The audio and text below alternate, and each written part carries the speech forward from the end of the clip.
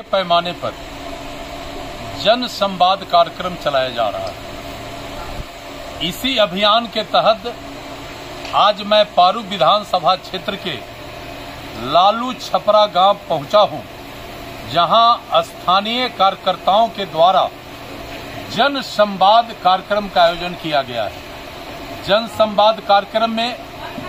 भारी संख्या में समाज के गरीब तबके के लोग शामिल हुए हैं। सबों का निगाह नरेंद्र मोदी की ओर है, क्योंकि नरेंद्र मोदी जी ने अपने 9.5 वर्षों के कार्यकाल में इस देश के गरीबों के लिए,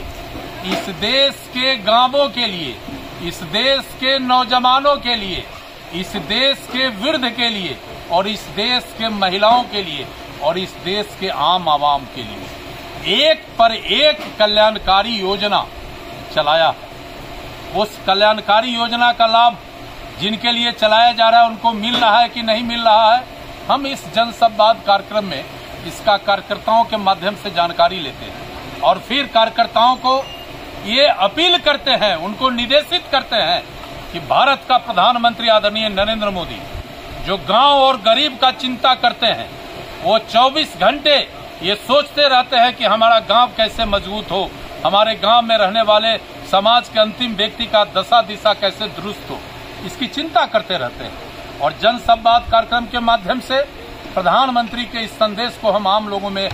ले जाते हैं और लोगों को बताते हैं। लोगों में प्रधानमंत्री के प्रति काफी विश्वास हुआ है। जब लोग ये चर्चा करते हैं, किसान कहते हैं कि हमको किसान सम्मान निधि मिल रहा है,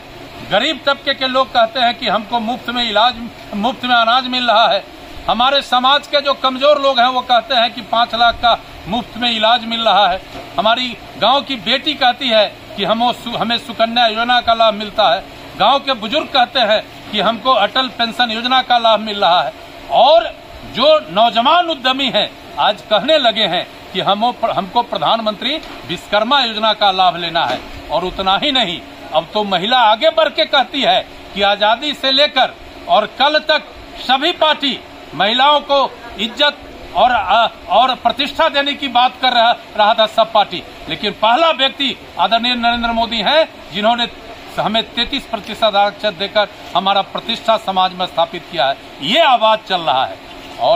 और इस देश का जो विपक्ष है वो काफी मंसूबा पाले हुए है कि हम मोदी को हटाएंगे, लेकिन मोदी जी के बढ़ते कदम को विपक्ष चाहे जितना जुगत कर ले, इसको रोक नहीं सकता है कोई। और फिर अगली बार इस देश के प्रधानमंत्री अपार बहुमत से जनता के आशीर्वाद से आदरणीय नरेंद्र मोदी बनेंगे। और आज हमने प्रधानमंत्री के द्वारा जो चलाई जा रही योजना है उसके बारे में तो जानकारी दिया ही है। लोगों से एक और अपील किया है कि नवंबर के प्रथम सप्ताह में हमारे देश के यशस्वी गृह मंत्री आदरणीय अमित शाह जी मुजफ्फरपुर आ रहे हैं, हमें उनका जोरदार स्वागत करना है। उन्होंने कश्मीर से 370 धारा हटाया, उन्होंने आंतरिक लोकतंत्र इस देश में बहाल किया, उन्होंने विदेशी ताकतों को कमजोर करके आतंकवादियों को कमर तोड़ने का काम किया। इसलिए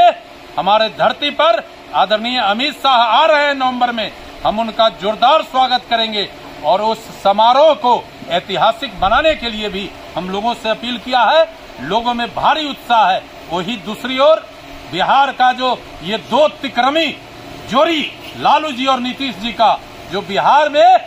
जातीय गणना के नाम पर समाज के कमजोर वर्गों का संख्या घटाकर केवल अपने कुर्सी के लिए मात्र 2 जातियों का संख्या बढ़ाकर एक भ्रम और तनाव का जो स्थिति पैदा किया है, हम दोनों तिक्रमी नेताओं से कहना चाहते हैं कि आपका मंसूबा कभी सफल नहीं होगा। जिस व्यक्ति को आप ठगने का कोशिश किए हैं वो भी समझ गया है कि हमारा संख्या कम करके मेरे अधिकार पर नीतीश और लालू ने हमला किया है। इसलिए आने वाले दिन 2025 में भी बिहार में आदरणीय प्रधानमंत्री नरेंद्र मोदी के आशीर्वाद से फिर एक बार भारतीय जनता पार्टी का सरकार बनेगा और अगली बार 24 में फिर देश में मोदी सरकार बनना तय है। इन्हीं बातों को लेकर आज हम जन संवाद में आए।